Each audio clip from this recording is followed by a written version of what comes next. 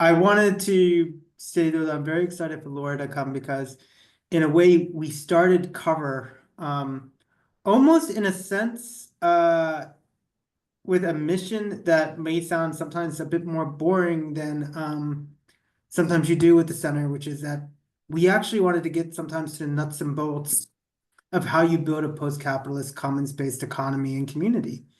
And I think that one of the first people I really thought about um, in terms of this, when I was thinking about all these seminars and we didn't get to have last year, was Laura, not because her work is boring, but quite the opposite, because I think that she's part of, I think she's an amazing part of, but a broader movement of, and if I can share this kind of younger generation of management scholars that I think are going beyond critique and asking very serious, important questions about what does the relationship between management, post-capitalism, and the commons look like? What is that in practice? What does that mean for our praxis, right? It's easy enough to, and I'm certainly guilty of this sometimes, writing all sorts of great papers about the evils of managerialism. It's much harder to do, I think, some of the work that I know that Laura does, I know that Dave has done, I know that Fabian has done. So I'm glad that all three of you are here to ask even more difficult sometimes questions about, well, then what would post-growth management look like, right? What would the actual organizing of a different type of economy and society look like? And one of the things that I've really appreciated about Laura's work, and I'm so glad that she's doing this presentation, is that I think sometimes, she takes the extra point about this, which is that we kind of will confine ourselves sometimes to things that are more local and community oriented, which are great, right?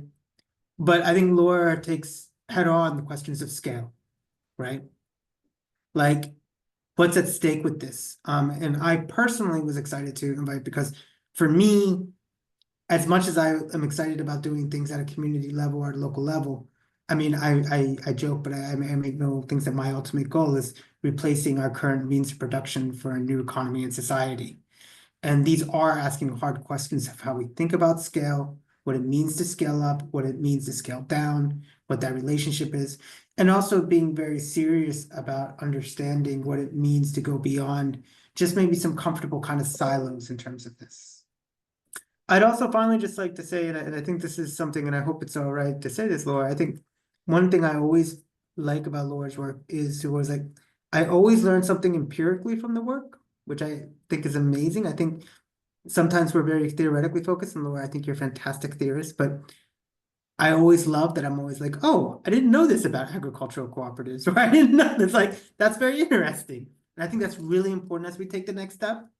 But also, I think that you are very conceptually rigorous. And I think sometimes, and I put myself in this, I don't want to say anyone else, so I'll just say myself. It can kind of become easy to make concepts that are not necessarily identical synonymous, like degrowth and postgrowth, commons and communism, right? Anarchism and Marxism. And while these all have a lot of complementarities, right? And I see my colleague Camilla and I, because I know with her journalism and legal background, she's always asking us to be more precise. But I think that conceptually, Laura, you do a fantastic job of not only rooting this in empirical examples, but also being extremely conceptually rigorous in a way that, I think we need now more than ever. Um, so I'm really excited that you've come. I'm really excited that you're able to give a seminar here today. And yeah, like I'm always excited to read your things, and I'm really excited to see your seminar. Well, thank you so much. It's probably the kindest introduction I've ever had. Thank you very much. And it's a real pleasure to be here. And I appreciate that this is a very busy time. So thank you, all of you, for being here. So I'm going to talk, yes, about scaling. I'm going to give some elements of context. So in the context of social agricultural cooperatives, but then the even broader context of post-growth organizations. And this is based on a paper that was published last year in Organization which was based on my PhD, which I completed in 2020. So the article is co-authored with Adrian Bailey and Marcus Gomez, who were my PhD supervisors. And you're probably aware that the organization had a special issue on post-growth organizing. I think that was 2021. So yeah, not many papers were published as part of that, but when I saw the special issue and the related research, I thought that that resonated very much with the kind of research that I've been working on. So this paper is not part actually of the special issue, so it was published later. But that's the kind of conversation that I would position this within. So I've organized the presentation around 3 key points. I'd like to start by providing some context. So I'm going to first focus on social agriculture, or agricoltura sociale, as we call it in Italian, which is the Italian approach to social farming. So I'm going to tell you a little bit about that. And then I will introduce social agricultural cooperatives, which are one of the most important providers of social agriculture in Italy. And I will frame this type of organization in the broader context of post-growth organizing. And here I will also introduce briefly the 3 case studies that my research focused on. And finally, I will move on to scaling. So what does scaling mean? How do SICs scale the impact of their activities? What are the scaling routes that emerge from this research? I'm not going to spend much time on the nitty-gritty of research design, data collection, data analysis, all of that. You can find it all in the paper, but very happy to take any question on that. But I thought it would be perhaps more interesting to use this time to share the story behind the paper, and including what has not necessarily been written in the article. I'm going to speak for about half an hour, but then I really look forward to hearing what you think. What are your thoughts and what you make of all of this? So starting from the context, so social agriculture. So broadly speaking, social agriculture is about, or is being defined as being about multifunctionality. Which means that agriculture is not just about food production, but it also fulfills other important roles. And we have a law in Italy, which was came into effect in 2015, which at the time, I had just started my PhD, so it was very topical at the time. And it defines social agriculture as fulfilling 4 particular roles. So the first one is we could call it the therapeutic role. So here in the UK, for example, you have green prescription, or what's called farming for health. The second role has to do with what the law says, the social work integration of vulnerable peoples. And there's another law that describes or defines this category as people with disability, minors in situations of, say, family difficulty, people recovering from addiction, those convicted and allowed sort of measures alternative to detention. So perhaps this is more to do with an emancipatory role of agriculture. And then there's a third category, which is incredibly vague, but has to do with the importance of agriculture for community building. And I would add to this the importance of the political role of agriculture, so as a way of being actively engaged in the community and participating in local and global struggles. And I'll tell you a little bit more about that later.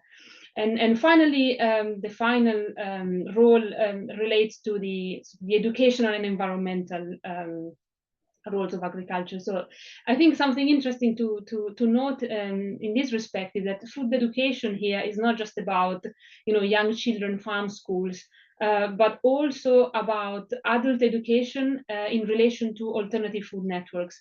So you might have heard of solidarity purchasing groups, or the so-called critical consumption, and this is what this refers to. And there are 4 categories of providers of social agriculture as defined by the law, but this research focuses particularly on social cooperatives, which are a particular type of social enterprise. They are not for profit, and have to have a clear statutory mission to support the community in various ways. And again, there's another law that defines this. Social cooperatives have been around for a long time. The law is the 381 issued in 1991, so it's been around for a long time. And according to this, so social cooperatives can take different forms. So there are different types. Type A are focused on the provision of social health care and educational services. Type B are focused on the work integration of vulnerable people, or so to say, at risk of social exclusion, which have to be at least 30% of the workforce. They can also be mixed, so type A and B, or type C, which is consortia. So I'm telling you this because you'll see this relates to some of the case studies that I work with. And this is just to say that at the time when I started my PhD in 2015, SSCs were showing an impressive rate of diffusion. So there were 108 organizations which were counted in 1993, which became 389 in 2009, and then 430 in 2017. But the reason why I became interested in this kind of organization, in social agricultural cooperatives, was not just because they were, mushrooming everywhere in Italy. It was not just because they were an understudied phenomenon, but mostly was because I was really fascinated by the type of organization that they were. And I think they were interesting because they combined this social, agricultural, and cooperative element in what I thought it was a pretty unique way. So I mentioned that they are a social cooperative, so they are a not-for-profit organization by the law. So they have to have a statutory purpose of pursuing the general interest of the community, is what the law says. But they are also centered around agriculture, so food production is a key activity. And the type of agriculture these organizations are involved with is significantly different to the conventional or for-profit approach to farming, where the focus is on yield and profit maximization.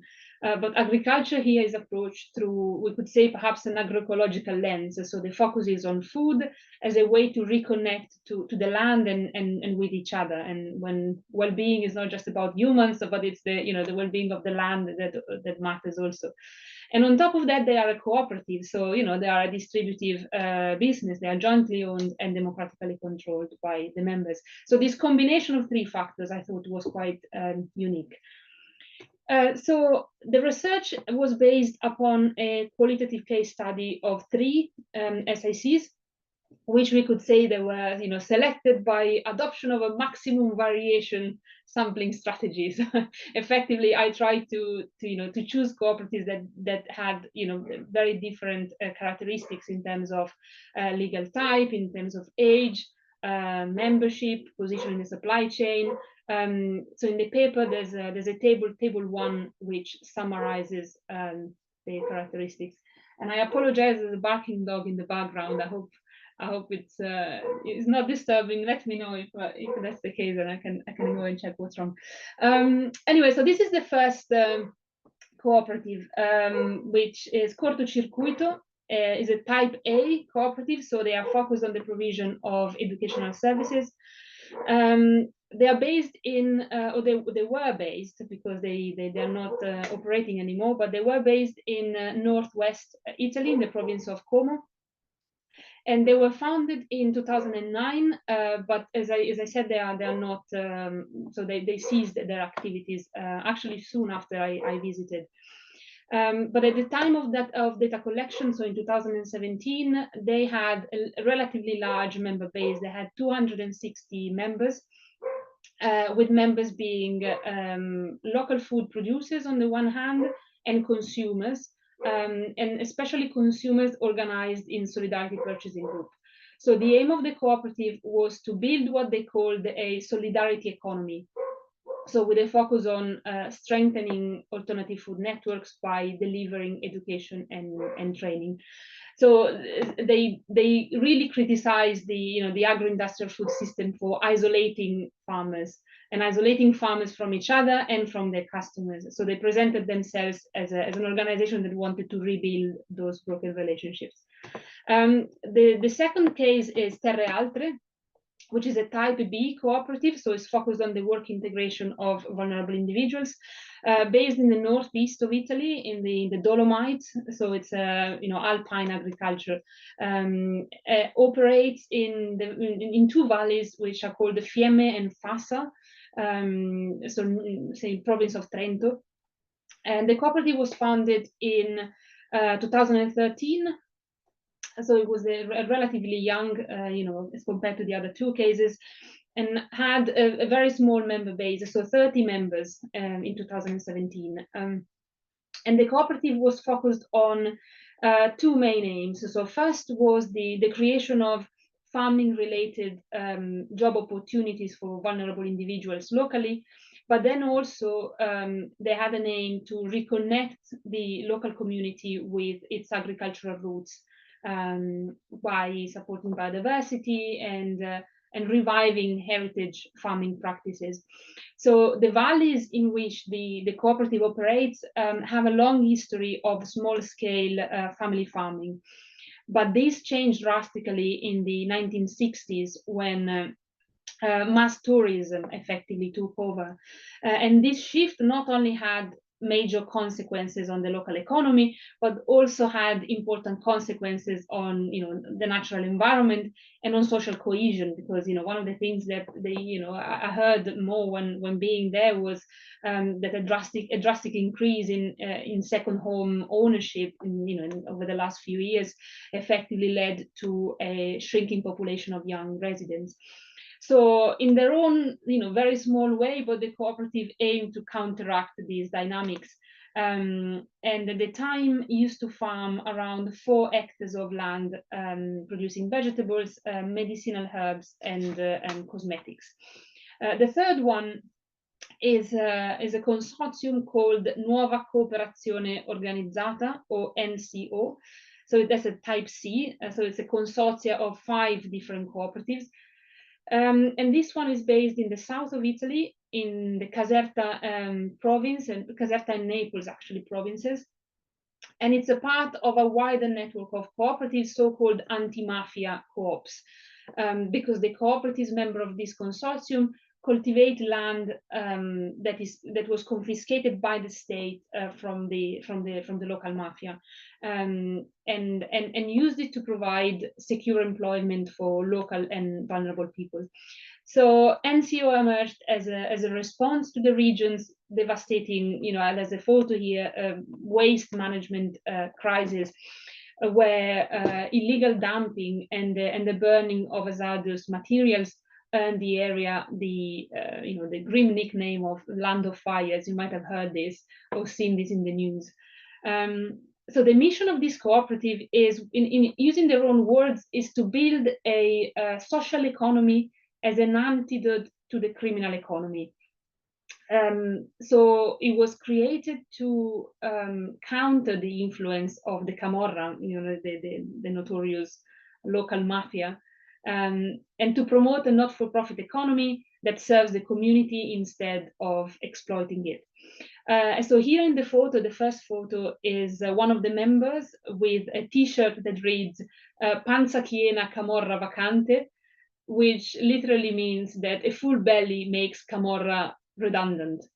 So that that through food production, these cooperatives offer employment and livelihood in a context where unemployment makes Camorra flourish. So that's the meaning.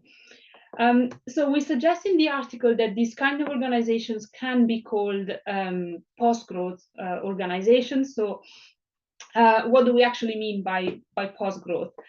So we adopted Gerber and Reiner's approach to post-growth, which sees it as its core as being about challenging the idea that economic growth should always be the ultimate goal. So they bring together different critical perspectives: degrowth, growth, steady-state economics, post-growth development. But the idea is that all of these question the assumption that more growth automatically means better outcomes. And this is what Tim Jackson describes as moving toward life after capitalism. So a future where the focus isn't just on GDP or profits, but on human well-being and ecological flourishing. So Post-growth organizing then perhaps can be defined as, and here actually I used Banerjee and colleagues' definition in the call for papers, in the special issue call for papers that I mentioned in the beginning. So they say that post-growth organizations attempt to create value that is unrelated to growth. So with the aim of creating a more just and regenerative economy. So I would like to suggest that post-growth organizing, asks us to take an ecological approach to business. So this is what Jean and colleagues said about making an ecological case for business. So the idea would be to recognize that business exists, but within complex, interconnected social and environmental systems. But then the question really that I had that guided this work is, how do we actually make this transition happen? So what are the scaling strategies that these cooperatives adopt to increase the impact of their activities? And it's interesting that the first thing I did was looking at the management literature, and I don't have a management background, so I when I started my PhD, we were chatting at the beginning. I had spent a few years in Bologna, so I studied social economy there, social economics. So I worked in a business school with a whole set of assumptions which are very different to what I found. But anyway, so the management literature approaches scaling in a way that is quite simplistic, perhaps. So scalability is all about achieving profitable growth. And scaling, growing, scaling, organizational growth, and scaling up are used interchangeably as if they were synonyms. The assumption is that growth is necessary, is desirable for organizations, especially for-profit organizations. And I think it's interesting what Banerjee and colleagues here say, that narrow concepts of growth have been canonized often unwittingly in everyday life, and to a considerable extent by organization and management scholars. So anyway, when approaching this literature, I knew that this wasn't the whole story. As I mentioned, my background was in the third sector, and I knew that there were different types of strategies or pathways that different organizations, different to for-profit organizations would use. So then the next step really for me had been to approach the social enterprise literature. And in the context of that literature, scaling is defined as the process allowing an organization to fulfill the needs it was constituted to address. And that while undertaking its vision of system change. So you can find here the social innovation spiral, where scaling is considered as the process, or perhaps the combination of processes that enable system change. So this is in a way a broader understanding of scaling, and that can also be found so not only in relation to social entrepreneurship, but also in relation to NGO research. I refer here to a paper by Uvin and colleagues, and it's interesting. It was a paper published in 2000, but they talk about a shift from what they call an old paradigm, which focuses on scaling up through expansion, organizational growth, and moving towards a new paradigm that that takes a different approach. So instead of getting bigger, organizations scale their impact by, say, spinning off new initiatives, letting go of innovation so others can adopt and adapt them, creating new knowledge, influencing broader societal change.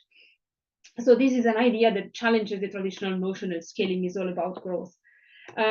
Yet, though, even within social enterprise research, the concept of scaling is a bit of a contradictory topic. First of all, it's very fragmented, and I'm going to say a little bit more about this later, but effectively researchers use the same terms to describe very different strategies.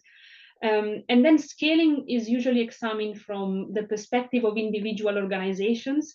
So it's considered from an organizational perspective, even though scaling actually is inherently relational. So it involves networks, partnerships, broader ecosystems. And then, as Marston pointed out, the dominant view of scaling is shaped by, what could be called a vertical ontology. So a kind of hierarchy where, you have small local initiatives that effectively are seen as powerless unless they scale up to something bigger and more global. And I think Gibson Graham put it very well when they say that this hierarchical worldview demands that local initiatives scale up before they can be seen as transformative. So, this idea influences how social entrepreneurs think about success. And there's research that suggests that they often see organizational growth as the main way to scale impact. So effectively operating under the logic that bigger automatically means better.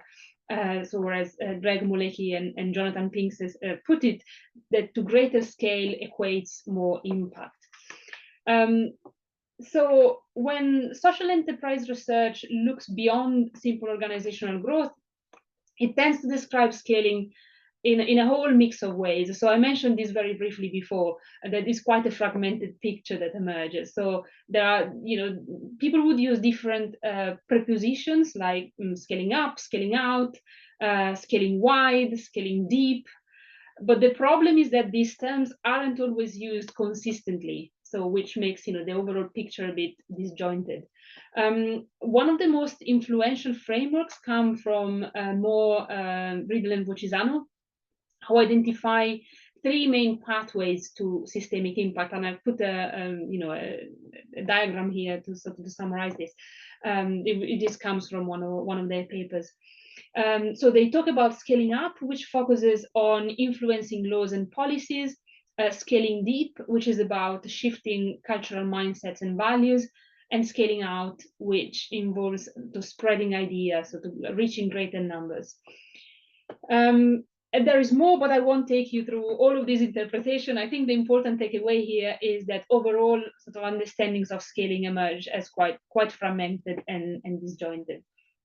So when we look at post-growth organizations specifically, there was an article by Mario Pansera and Mariano Fressoli, which was also focusing on Italian social cooperatives, by the way, that shows that instead of scaling up, so meaning organizational growth, these kind of organizations tend to scale out.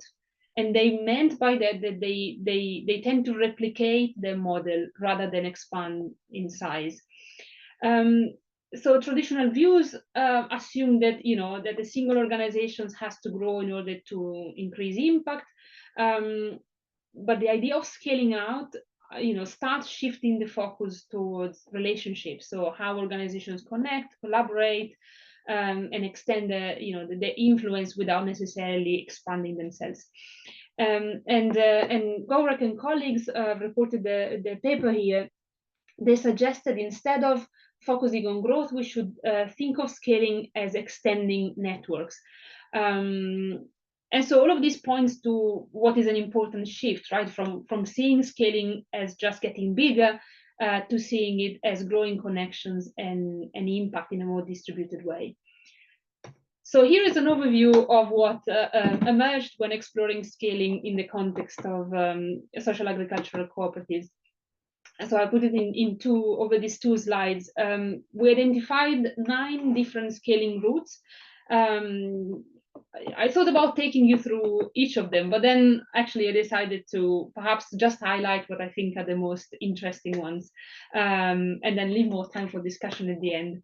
But obviously, if there's any question or if there's anything that I don't mention and you'd like me to return on later on, very happy to return to this table. But so the first one that I think is interesting to highlight is the difference between scaling out and scaling with.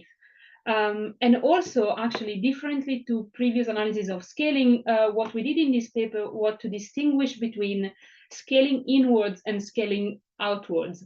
So whether scaling is a centripetal force or a centrifugal force. So you see what I mean in a minute.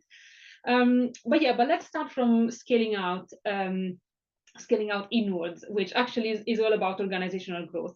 For example, expansion through franchising would be, well, probably the first example that comes to mind here. So geographical expansion.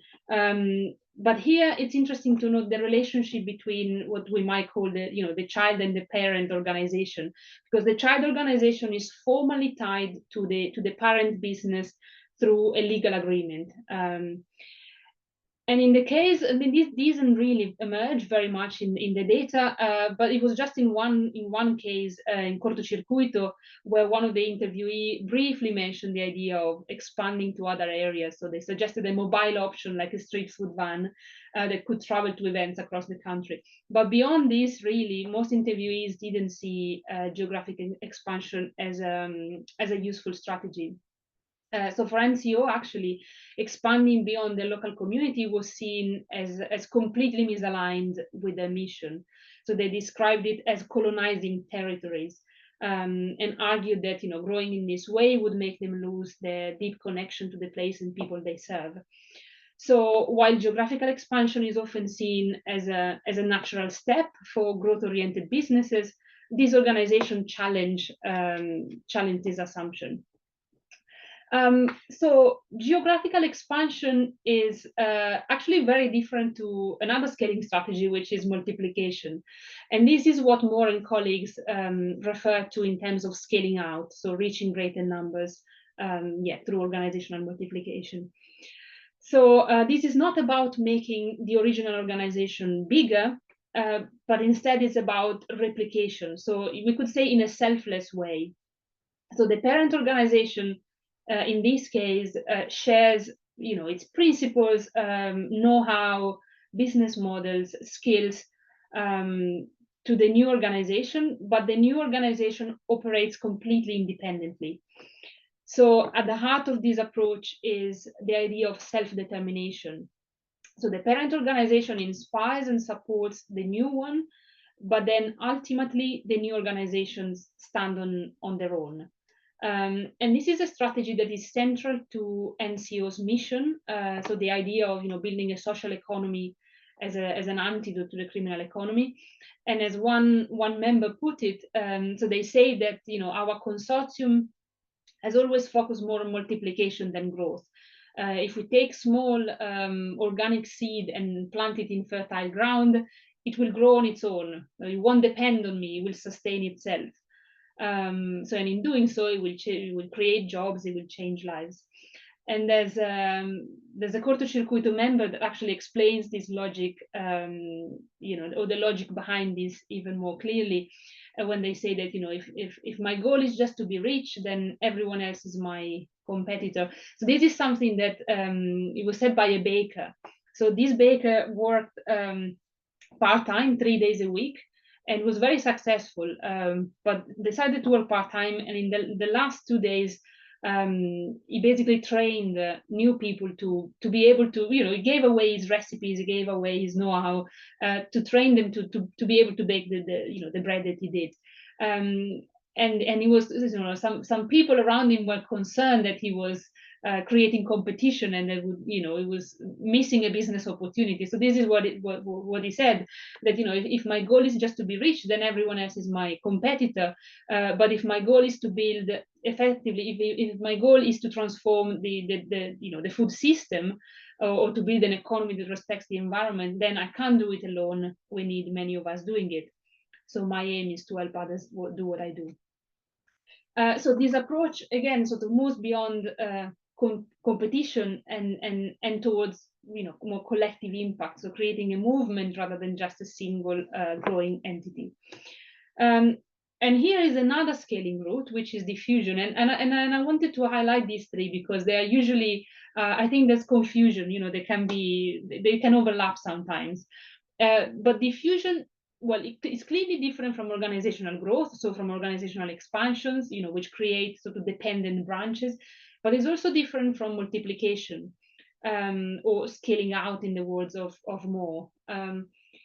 Because multiplication fosters fully independent organizations, whether diffusion establishes a relationship that is more of interdependence between the parent and the child organization. And NCO exemplifies this strategy, emphasizing that, you know, helping others grow leads to collective success. So by investing resources to help, well, in their case specifically, you know, young people from form their own cooperative, they ensure that new organizations develop specialized expertise, which in turn benefit the parent organization. I'll share an example about this in a second. But this is what they say, you know, in their own words: if the other grows, then I grow too. And if they later become better than me, I can go, you know, I can go to them and learn new things. And they say in a social economy, in the growth of the last, there is also the growth of the first. So here is an example. This is an olive mill that was acquired by the consortium, and instead of, you know, using it as a consortium, the idea was to effectively gifting it to a newly formed cooperative. So they in a way they coached this group of young people in setting up the cooperative, and they gave them the means to be financially sustainable. But the idea then was for them to be able to commercialize their oil through the consortium. So it was facilitating a new organization to set up, but in a way that remained, you know, highly interdependent to the parent, if you like. And the last scaling route that I think it's interesting to highlight is what Moore and colleagues refer to as scaling deep. So the idea of, you know, transforming societal cultural roots to drive system change. But in our research, we distinguish between scaling deep inwards, so impacting organizational culture, and scaling deep outwards, so societal culture. And this idea of influencing societal culture is something that all three cooperatives prioritize. So it's something that emerged very strongly. So cortocircuito, I think, is an interesting case because in doing that, they paid a lot of attention to language and discursive practices. So for them, for example, a key cultural transformation is redefining the traditional sort of producers versus consumers relationship. So in everything they write or anything they said, they never use the words producers or consumers. They use the word co-producer. So the idea there was that, you know, instead of mutual exploitation, so this shift might help in fostering mutual care and an idea of collective responsibility. Whereas Terre Altre, there's a quote here, they talk about dismantling what they call the Good Samaritan mentality, in their local valleys. So what they mean here is to, you know, they need to move away from a philanthropic top-down approach to a more cooperative model. So instead of helping vulnerable people out of charity, the goal there was to recognize their potential contribution, you know, to the cooperative and to society as equal. And this is an initiative that was put forward by Cortocircuito. So it's a show cooking, and I've reported here an extract from a recipe book written by, you know, they define themselves as chef storytellers. Not sure whether I can read all of it because I've got my this in the way. Okay, so it says that we can't talk about food without telling stories, that food is presented as a vehicle of values, and that it's all about developing critical consciousness. Okay, and scaling deep in the context of NCO is also quite interesting. So what they use here is irony and linguistic subversions, really, to provoke cultural change.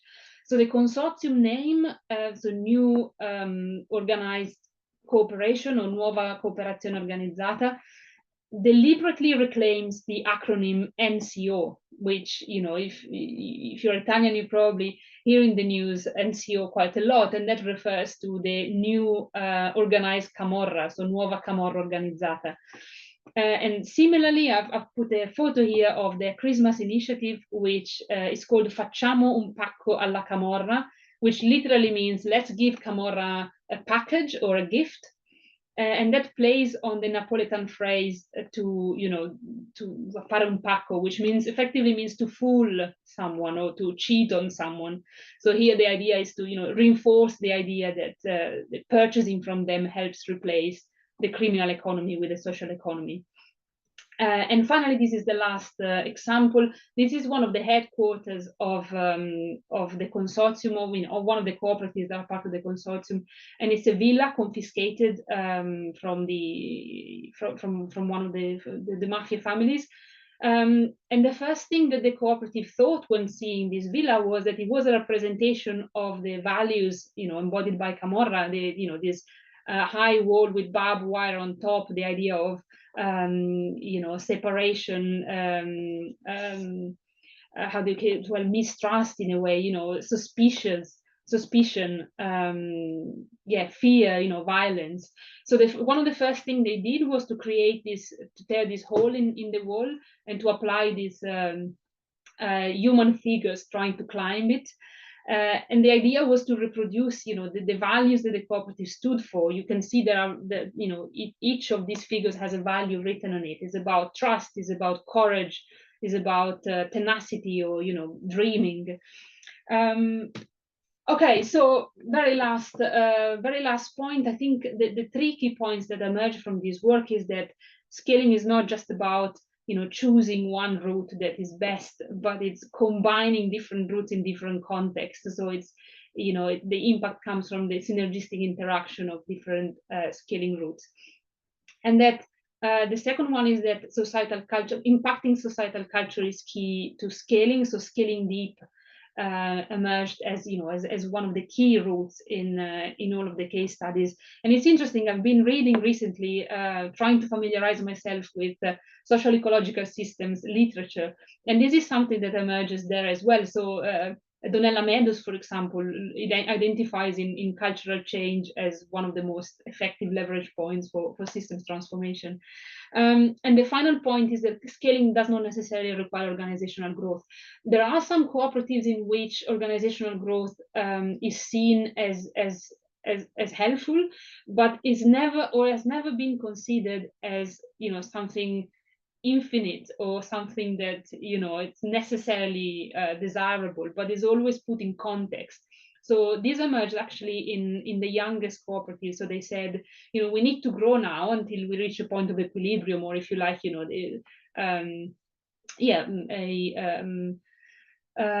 break-even point. But then after that, nothing in nature grows forever. So after that, we can implement other strategies to scale our impact. But yeah, that's everything. I hope I did well with time. Sorry if I spoke for too long. I'm going to unshare. No, that was perfect, actually. Okay. And it was really, really good. So I'm gonna open this up though for discussion and question. I mean, it was a very rich and I think really comprehensive paper that you somehow presented within 35 minutes. It's excellent. So I mean, I have several things I wanted to ask, but I'm gonna open it up for others to ask first if they have any particular things they want to bring up.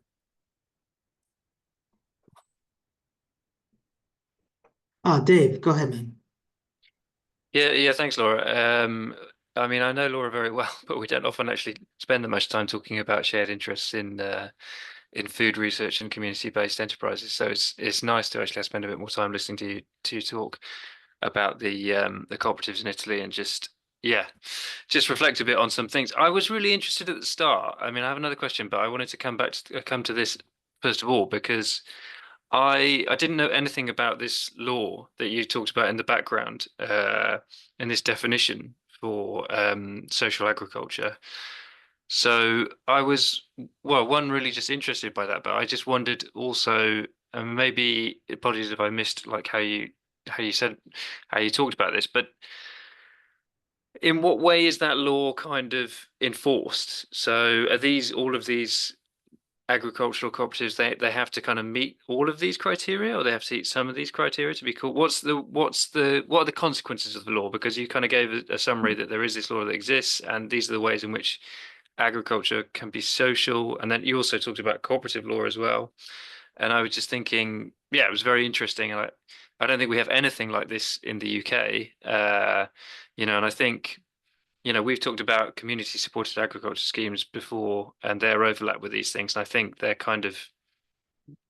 are effectively what we have in the UK, but there's no legal framework that kind of supports that at all. But yeah, so I was really interested in this. No, thank you. That's a great question. Actually, it's something I didn't mention is scaling up in terms of impacting policies, and so the cooperatives, especially actually NCO, it was very engaged in affecting policies, and was the other way around, very much affected by policies, and then and this law was very much in discussion when I was there, because despite the law was approved in 2015, I don't know how you call them in English, but I guess the actuation decrees, so what actually makes the law becomes effective, took a few years, and in fact some of them have not been finalized yet. But it's interesting because it was conceived as a law that would support social agriculture, and in a way it's helpful in so you asked about whether they had to meet all of these criteria. No, they had to meet at least one of them, but the idea is that they have to, so at least 30% of their revenues have to come from agricultural activities in one of these four points. Which is great to the one hand, because it means that when it comes to try and quantify the phenomenon, for example, it's easier. So we tried to do that a couple of years ago with colleagues from Eurixe in Trento, and it's a mess because actually social agriculture is mostly regulated at the regional level, and definition really varied. So quantifying the phenomenon nationally is nearly impossible. So we thought that perhaps with having that law would really help in having a bigger picture, having a clearer picture of how the phenomenon is doing nationally. However, on the other hand, obviously the struggle is that you are applying a rigid box to something that is actually very it's very organic, is evolving, and some of these cooperatives, especially type A, which are the educational and rehabilitative role of agriculture, most of their revenues don't come from agriculture. So despite they are engaged in agriculture, they have, say, grants or public authorities behind them that support their work, but the revenues is not from selling agricultural products. So what does that mean? That they are not considered as providers of social agriculture. So you know what I mean? It comes with challenges as well as with potential. But it was something that the government at the time really pushed hard with, and it's been, or maybe it's because I haven't been following much the news in this area, but I haven't heard much recently. So I wonder whether a lot of the potential of this law then has remained. Yeah, I mean, I kind of wondered whether it was a good thing or not in a way, because it sort of holds these kind of initiatives to a sort of standard where, conventional agriculture is held to certain standards. But I also wondered about kind of the inversion of a kind of legal framework like that, whereby you say, okay, this is what agriculture that is social looks like or ecological looks like. And if agriculture violates any of these sort of characteristics, then this is against the law, which would be another way of taking a law like that and trying to change a food system by saying, well, if your agriculture goes against some of these principles, then we're in some way going to come after you. But obviously, that's a very different kind of law. But yeah, it was just interesting that it's being formalized in this legal framework, because I don't think we have anything that looks like that in the UK, even though there are various kind of laws that agriculture is subjected to. They're much more kind of technical and specific than this kind of very, kind of well-being derived sense of what is social agriculture. So yeah, don't know. It's really interesting. I think it's very different to the UK and maybe many other countries as well. I don't know. Yeah, well, so just to add, one good thing that I think the law did was to make social agriculture very visible and catalyze those involved in it. So bringing them together. which is Yeah. something that, nationally, so giving visibility to the phenomenon and bringing people together. Yeah, I just wonder what possibilities there are in the UK, especially with the way that we're trying to navigate our post-EU legislative environment, particularly in the sphere of agriculture, to kind of, encourage certain forms of agriculture or food production through something like this, as you say, because it gives a name to a form of initiative that, the government wants to promote through a law potentially, although maybe it holds them to sort of certain unquantifiable standards. Yeah, sorry, I'm sort of monopolizing the time here, but let someone else ask a question. No, they're really great questions, Dave, and I think they're really important. And there's a lot of points about the legal relationships and balances between the visibility that laws give, but also the constraints and restrictions they can provide, and the inequality about flexibility, about how certain types of laws give certain types of more market-based things, more flexibility than non-market-based things. But I do want to open this up. Fabian, please. Yeah, thanks so much, Laura. It was really, really great to hear you talking about this and seeing, the pictures of all the richness of your empirical material there. And I mean, as you know, we talked about this before, and I've probably read your paper like 3 times by now. Like, it's been super helpful, thinking through my own empirical data in that way. And I just was curious about the definition that you set out for like scaling as, I'm not entirely sure if I get this right, but sort of the means of the organization to achieve the mission that it was set out to achieve, something like that. So kind of having the focus very much on the sort of the early kind of formulation of the mission of the organization. And I wonder if, like, in those 3 cases, like, did that change somehow for the organizations as well, or like did they sort of stick to that sort of mission quite strictly in a way, or was there sort of a variation of what people thought the mission should be, like along the sort of development of these organizations? Yeah, that's a really good question. And by the way, I can't wait to read more about your work, and I'll be really curious to hear, what you found in relation to your empirical setting. And also very happy to share the slides if they're helpful. So yeah, please let me know if that can be of any help. But yeah, no, that's interesting, isn't it? Because in a way, I've seen in some of them, specifically in cortocircuito, where at some point they had a complete change in the management structure.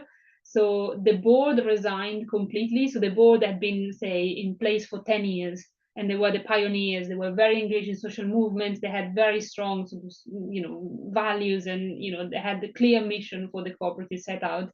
But then the board was replaced because they were going through some financial troubles. And was replaced by these volunteers, which were retired managers from the corporate world. And obviously they were helpful in that point, at that point in time, because they managed to save the cooperative from immediate bankruptcy. But in a way, they created, I don't know how to explain that really, but some friction perhaps with different groups within the co-op. So that, as well as other dynamics, but that was part of the reason why the co-op then ceased to exist. But interestingly, so despite the organization was no longer alive, if you like, the reason why they were set up is still going now. So they were set up with this idea of bridging, solidarity purchasing groups and local producers. And one of the key activities they set up was a weekly farmers market, and that is still going. So in a way, they fulfilled the mission, or the needs that they were constituted to address. So I would say that they scaled effectively, which is paradoxical, isn't it? Because they failed as an organization, so they are dead. But I think they scale successfully. So yeah, that I think opens up a new series of questions, which is what I'm really curious to perhaps explore more now, which is about organization life cycle, right? Where we are used to think about organizations in linear terms, but actually what happens when organizations die, and how are they composted in ways that then but anyway, so that's a different but what did you, or maybe we can have a chat later, but I'm quite curious to hear whether whether this classification, perhaps we could call it, whether that was helpful in a different empirical context, or whether you found, that scaling deep was important, or what did you find in your Yeah, find? yeah. I mean, we can probably talk more about that in a different setting, but I think it was really useful in seeing how all these, scaling pathways or strategies, if we want to call it like that, was sort of negotiated and like across a long sort of developmental time of the organizations. And then I guess like the part that I was mostly interested in is these forms of rupture as well that happened in both of the organizations I looked at. So kind of I think like scaling deep was probably the ones that where people clashed most on without actually talking about it in that way. But like this idea of like, how do we actually create this broader cultural change? What are the sort of different means? And I think that this sort of inward and outward perspective was really much in conflict with each other. So I think maybe that's sort of I remember you saying sort of the synergistic interaction of these scaling pathways, which obviously reaches a certain limit at some point, I guess. Like that's the difficulty to navigate these forms of conflict, I think. Yeah. Yeah. Yeah, Really interesting. Thank you. thank you. Dave, did you want to come in on this?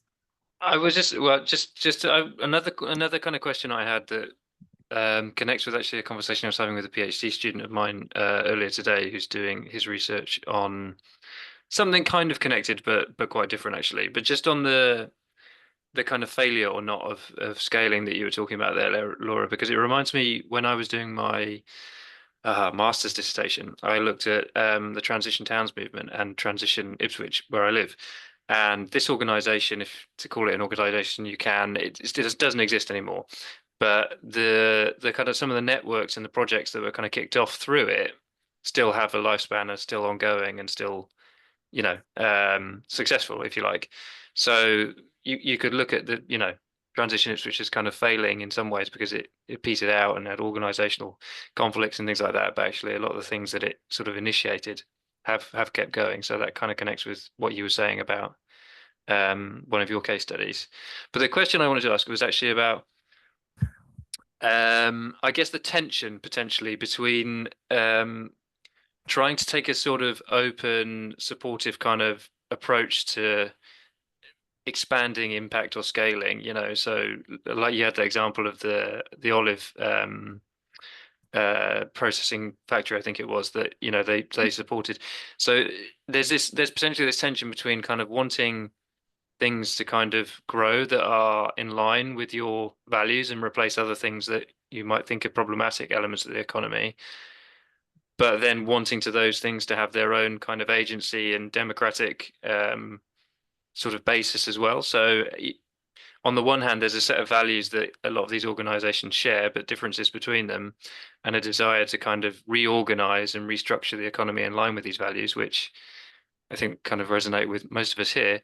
But then there's also this desire that new initiatives should have their own kind of freedom to be bottom up, but that might then lose that kind of adherence to some of those values. And I just wondered whether that, because my PhD student is looking at a kind of quite a radical kind of bottom up democracy movement in Hull in the UK, which is very much driven by concerns about climate change and the need to restructure the economy, but also to kind of redo politics in a much more grassroots way, basically. So that brings with it attention that you have this set of values that you want to change things, but you have to let the organizing emerge from the kind of context in which it's in. I wonder whether that, I don't know, does that resonate with you in terms of these case studies? Yeah. Well, I have to say, I'm thinking about the third case study in particular, and which was the one that was most engaged with, both scaling with and scaling out. So both, supporting new people to set up their own organization, but then leave them be, as well as supporting them to then join the same movement, if you like, also to remaining connected. But for them, that really was more of a survival strategy, if you like. Because of the specific context and the violence of the context. So remember when I was there, one of the olive groves was set on fire by one of the mafia families, and 5 minutes later, all the other cooperatives in the network were there supporting, emotionally, and then later on financially as well, the cooperative that was affected. So for them, that idea of remaining connected, so not so much perhaps skilling out, but more about skilling with, so working together, but replication, but replicating the diffusing the model, but staying together, was essential for standing a chance to even exist, because the moment when one organization was isolated, then it would be targeted and be in trouble. But yeah, no, I agree, it's a difficult balance that then you need to strike. But I think when you have violence to that extent, when you see the criminal economy, as they call it, is something that it's quite to counteract that is quite it's a broad church, if that makes sense. So it can bring together a lot of people, because that's a clear you're counteracting something that's clear, but as well as when the other cooperative was counteracting the idea of the sort of the industrial food system. I think as the moment when you can understand what it is that you don't want to be, or that you don't want to work for, then anything that's alternative to that can be quite broad enough to keep different people together, if that makes sense. I think the difficulty comes when you're trying to identify what alternative actually means, because that's when you have the differences between, I don't know whether sorry, this is might be completely off track, but I was thinking about the Spanish Civil War. when you have Franco on the one I wasn't hand. expecting that. No, but what I was thinking about that the other day. When if you define what is anti-fascist, then you have a lot of people that can identify themselves as being anti-fascist. But then when you try to define the difference between anarchism, communism, and that becomes problematic, right? Because then you need to be, you know what I mean? It creates the friction, the sort of friction that you were talking about, and then how to navigate the need to stay together whilst also with the need of having a clear identity. Sorry, this has completely I think Peter wants to come in, so I'll be quiet. But this you're opening up an even more interesting conversation in a way. But yeah. Sorry.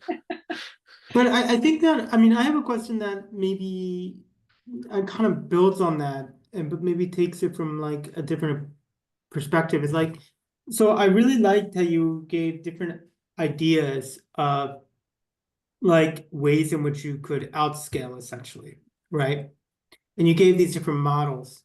But what I thought was also worth exploring is like something twofold, which is on the one hand,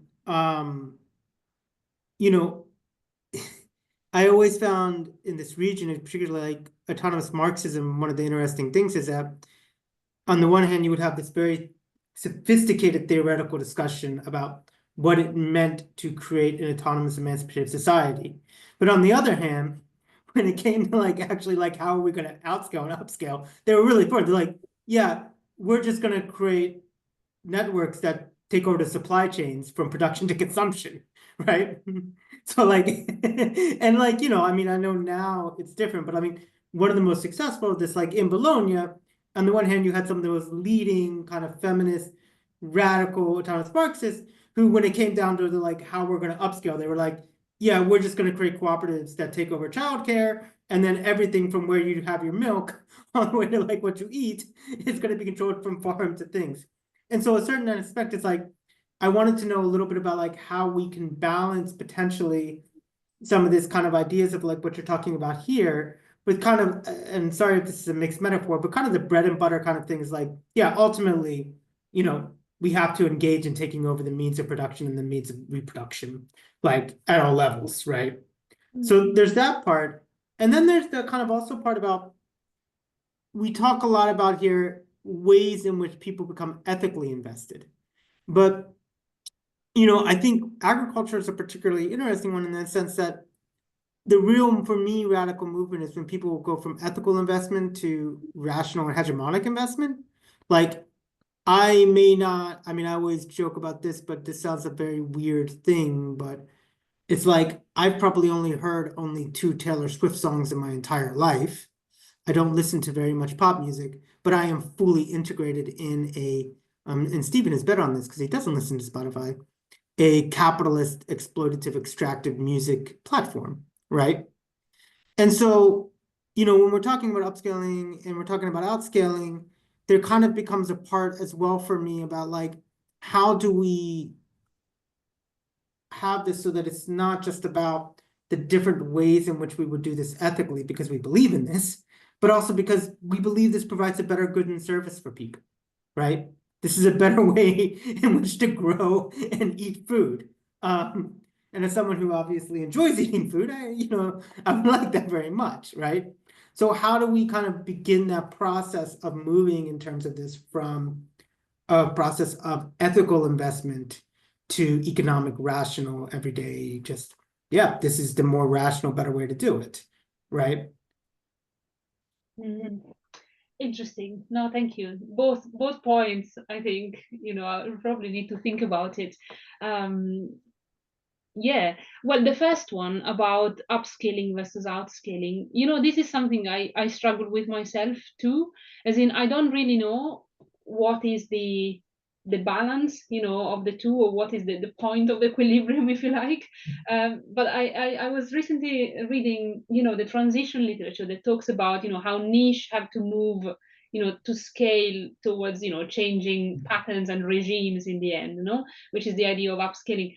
But I think obviously that's important, but I think in focusing on that, we are possibly ignoring what is one of the most effective way to then create, to transform, right, radically, to transform systems, which is scaling deep, which is cultural transformation, which is invisible, right, and it's not about some structural material size of the way the economy is organized, but it's questioning why we eat, what we eat, when we eat what, and these kind of questions.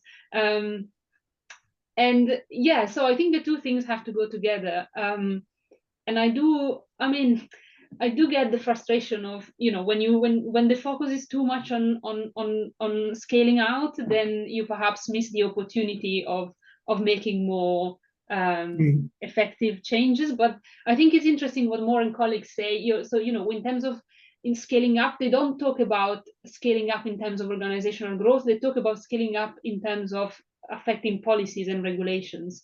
So again, I wonder whether that is one of the strategies that has to go together hand in hand with scaling deep, but it's how do we make sure that we change the rules of the game, essentially. Absolutely. And I find it very interesting just on that level, if I can. I mean, and Dave's talked about like different legal and policy, but I always say this, like, and again, if it sounds too boring, whenever we want to talk about something radical, about like doing something from the left, so to speak, or like an alternative like this, we always talk about in terms of policy and regulations, and then there actually certification oftentimes about the most ideal and best way to do this and how to make the best benefit. And that's great. I mean, that's why we do what we do.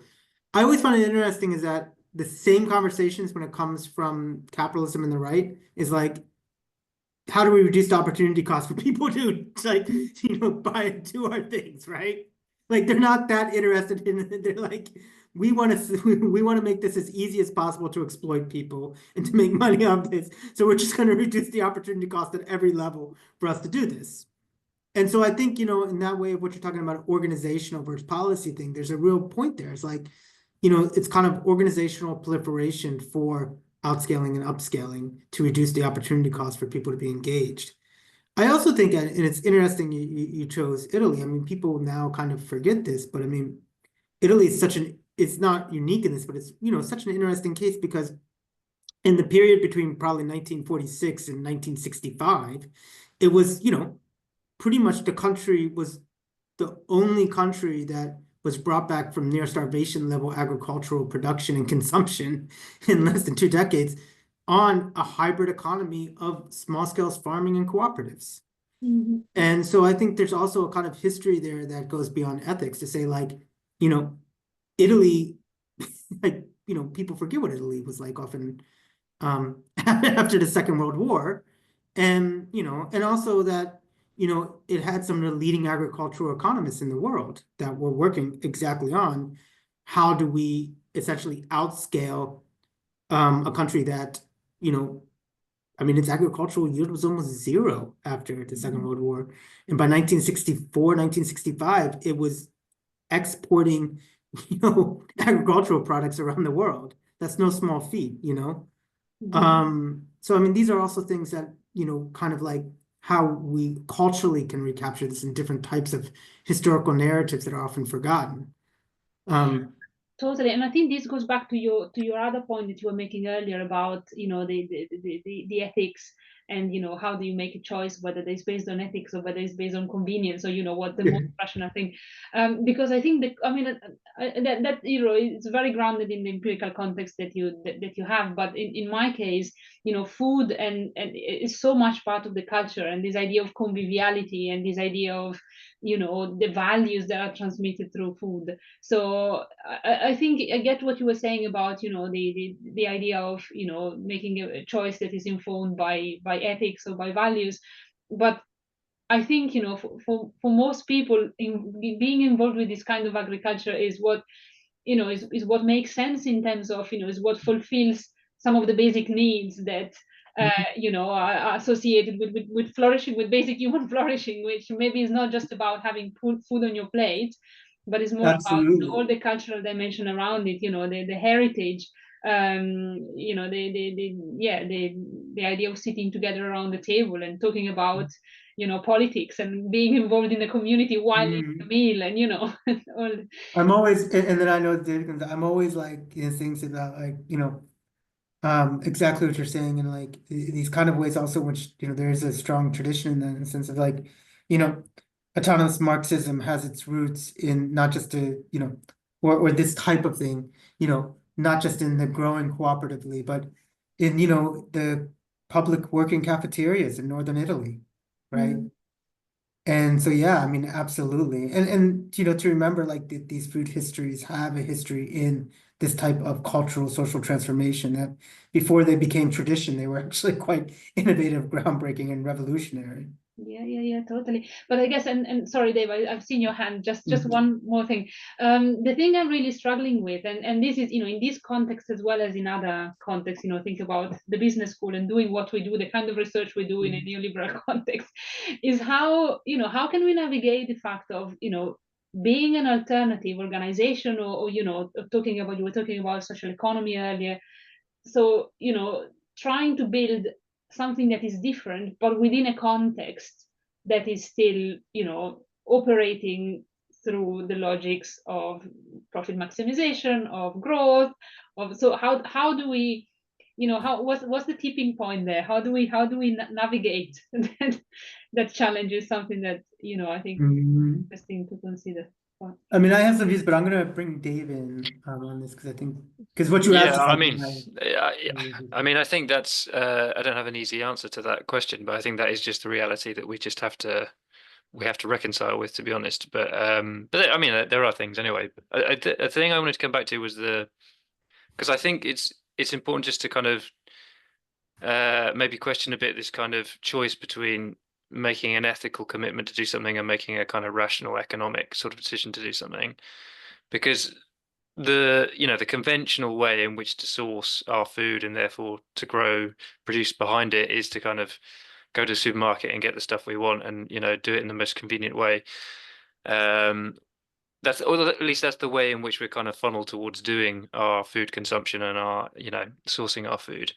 But it is that is in itself is a kind of a choice with ethical implications, and there's a whole set of ethics that sits behind that. It's not that by doing that we're not making an ethical choice. It's just that a lot of the ethics of that are being kind of hidden from us by the way in which that system's configured, and that suits that system very well, because we're much more likely to carry on engaging with that if we don't know about some of those practices that sit behind it. So I think it goes, the question about it goes to your kind of scaling deep element, because that's where kind of subjective transformation, or the questioning of values, and therefore the behaviors that are associated with them, and then also the commitment to then engage with other kind of ways of organizing to try and take back the agency, or take back ownership of the values of the way in which we want to live. So I just wanted to kind of raise that as a sort of that's one way in which to respond to that challenge, I think, is that actually all of these things we're doing, there's an ethicality, there's a dimension of ethics to all of them. It's just it's not as front and center when we're thinking, oh, we're going to our CSA. But that's kind of like the point, if I can just push back, like, because I agree with that, but that's kind of the point I'm trying to make, is that there is an ethical commitment to, doing online shopping, to go into a supermarket, right? Sure. And Yeah. what though is at stake though is twofold. Subjectively, and kind of at a deep cultural level, people don't necessarily see it as an ethical choice because it's just so obvious and convenient. And it's not just hegemonic in the sense of bringing together a historic block under like a dominant discourse here. It's like it's very easy for someone to go online and order something. So the opportunity cost things.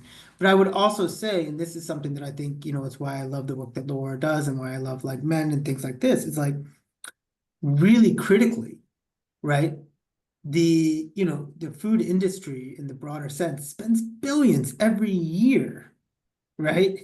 Trying to find ways to make it easier at all levels, both B2C and B2B, right? Organization, consumer, at every level, to make it easier for this not to be an ethical choice, right?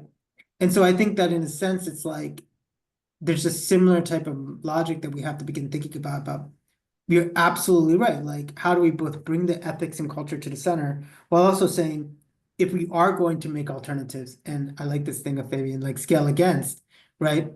We also have to do the difficult work of management and organization to make it easier for people to make this choice and make this ethical choice. So I think, Dave, I think we're like very much on the same page with it. And so, it wasn't saying we shouldn't do it out of ethics, but we should do it so that we make the ethics rational and also show that I think we sometimes forget actually like how irrational this capitalist large food industry is. I mean, Oh yeah. it's I mean, like, the amount of waste in the system is, but that's the kind Exactly. of that's one of the things that's must, right? So we kind yeah. of yeah. If I can add just one very small sort of nuance to this, it's also important to think about what's affordable rather than what's easy. And that's something Yeah. I think that's one of the biggest challenges that these organizations have, because they spend all this time growing this wonderful food, but then who can afford it? It's not just about the convenience, because you can see, say, solidarity purchasing groups are very inconvenient, and yet there are a lot of people that participate in them, as in they take a lot of time, they're not easy to but still people do it. But how do you make sure that that kind of food is accessible and it's affordable by Absolutely. everyone? And I think this also goes to a different level, the scaling, if I can, because governments spend billions of dollars in subsidies, both direct and indirect, to make capitalist food affordable, right? So we're talking about different levels of scaling, but this is also where I think the state, or taking over and reconfiguring the state, comes in, right? Yeah. I mean, one question I had, if we still have a bit of time and that maybe you could bring things together, is that on this, and you spoke a lot, Laura, about different organizational forms of outscaling and upscaling, which I really appreciate and like, right? It's very cool. But maybe Dave also comes into this because you talk about things, but it's like, we had a very great workshop last year on kind of commons and degrowth and things. And, we got into something that I thought was really important about cooperatives, but also about a degrowth economy, which is like the labor regime, right? And, there is a way in which some people would look at this and say there might inevitably have to be an intensification of labor, right? And I think that in these discussions, I wonder about that relationship between kind of the level that I was speaking about, which is, coordination and management, some of the level that you're speaking about, which is organization, and then some of the levels that I know that you've researched, and I know that Dave, you've also published very brilliantly, and I'm like the actual, work involved and the labor involved. And, what is our goal here in a sense? Do we want to create both affordable, ethical food, but can that be done in a way that reduces, labor or, so I think there's a lot of ways in which, I'm thinking about this. And I also know that like some of the things that people have talked about this is about, it could be more labor intense, but you create more distributed labor regimes so that more of us are growing and these types of things. But it was interesting because I think usually when we talk about upscaling in a different capacity, we talk very directly about labor force and work and these types of things. And I know that you've thought deeply about it. And like I said, I know, Dave, that you've published on this as well. But I thought maybe we could just talk a little bit about that because I'd be quite interested in how it is, especially because also Italy still has, at least in this area, interesting relationships between unionized and non-unionized labor and who's in these types of aspects. So yeah, that's such an important point, isn't it? And it's interesting because I realize that when I talk about this kind of organization, it sounds like that's a wonderful a very idealized way to work, but it's not, or it's not always the case. And in fact, it's quite. I think it would be interesting to follow up with some, work on the, unintended dysfunctional consequences of, of working in these kind of organizations. And it's interesting that some of the people that I met at the time, 2017, I remain in touch with, so worker members of the co-op, and they've since left, and they to work in a for-profit organization instead, and they are very happy to have done that because that gives them much more a secure employment, secure job, some more like clear framework in terms of even legal framework of what's expected of them or what are their rights. And and there's a lot of informality that is still the reciprocity which comes with positive and negative consequences of working in the third sector. I think there's a lot of expectations that we are in there for supporting the cause, so going back to the ethical dimension as well, that we are here because we are moved by the same need to create a different kind of economy. But that means that there are some traps there where there's a lot of unpaid labor actually that goes into it. So it's definitely something that is not I don't think actually there is much research at all in terms of approaching the third sector, cooperatives, social enterprises from a labor perspective, and saying what are we talking about here from the workers' perspective.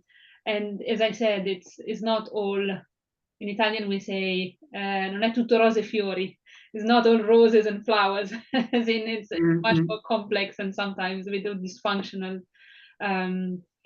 Yeah, I mean, one thing is it felt, especially in the smaller cooperative, it felt like working for a family business. I wonder if there are some parallels that can be drawn there, where being part of a family is both a burden and a security, because if something happens, there's something happens and you need to be made redundant, well, the cooperative in a way makes sure that something else comes up for you somewhere else in the wider network.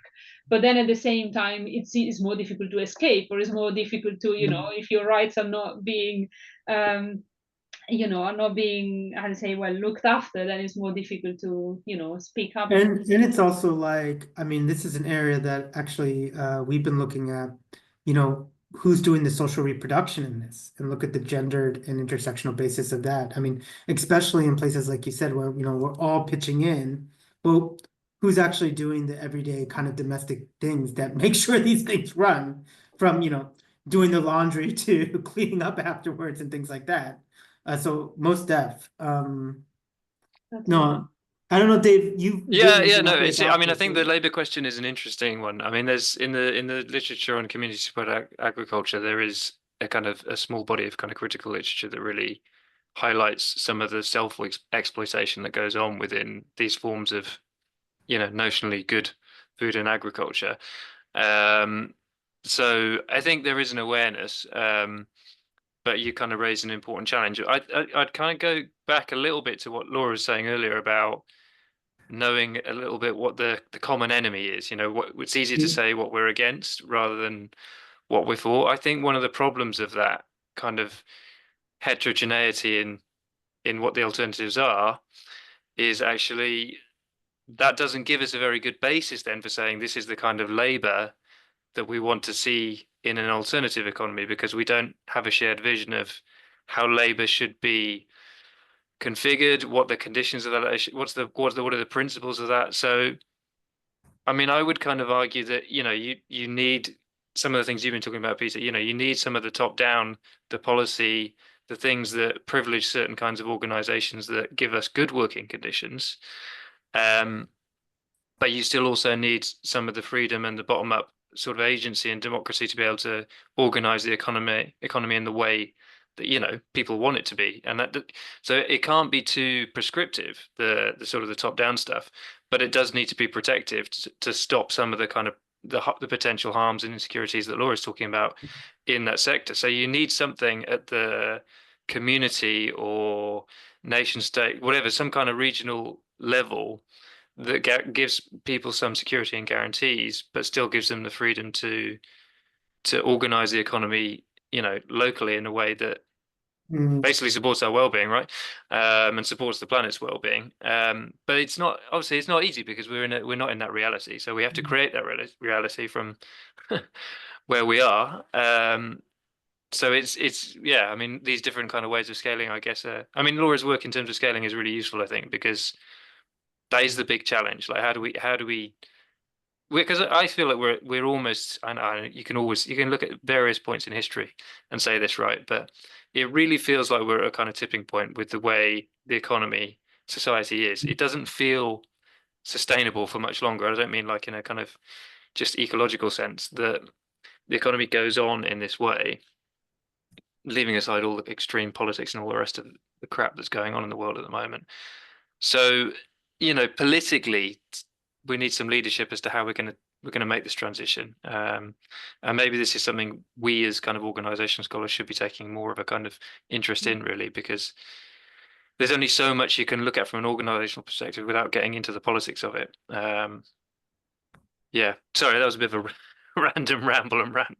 I don't know, went off in a direction there, but Well, I also think, and maybe this is a good place to end in, but I also might ask Stephen to come in if you'd like. But I mean, I think one of the things about thinking about this labor thing, and it goes back to one of the initial points you made in your presentation, Laura, was that there's also all sorts of different labor in terms of how do you outscale and upscale these things. So for instance, you know, being able to have shared resources and expertise in how to keep up with European regulations is no small thing.